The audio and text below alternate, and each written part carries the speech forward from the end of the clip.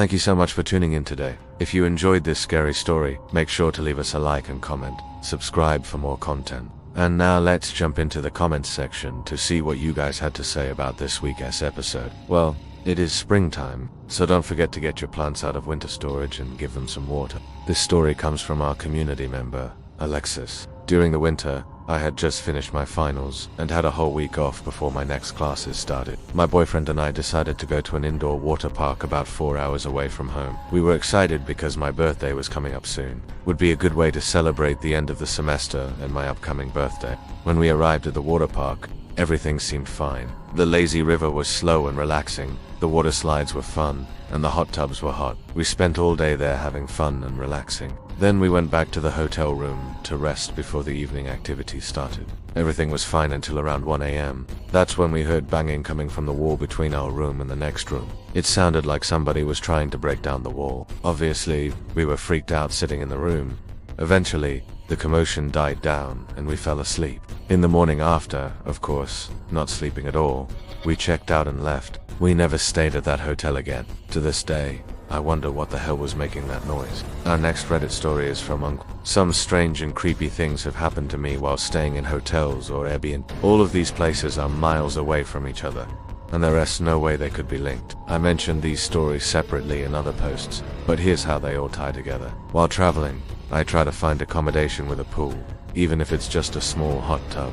I love a good swim at night. There was one time when I was staying at an Airbnb, and I was the only person there.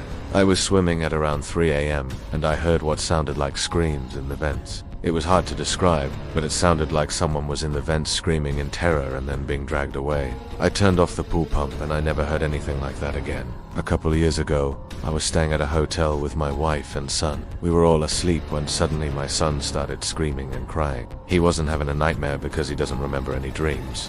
He was absolutely terrified. My wife and I couldn't calm him down. We eventually got him to stop crying by telling him we'll move rooms in the morning. The next day we moved to a different room and we never heard or saw anything. But to this day, my son refuses to stay in any hotel. The strangest thing happened in 2019. I was staying in a hotel in Portland, Oregon. It was a nice hotel that I would stay at regularly. One night I was getting a midnight snack and I walked out to the pool area. The pool was closed, but I thought I'd walk around anyway. I started to hear strange voices coming from the hot tub.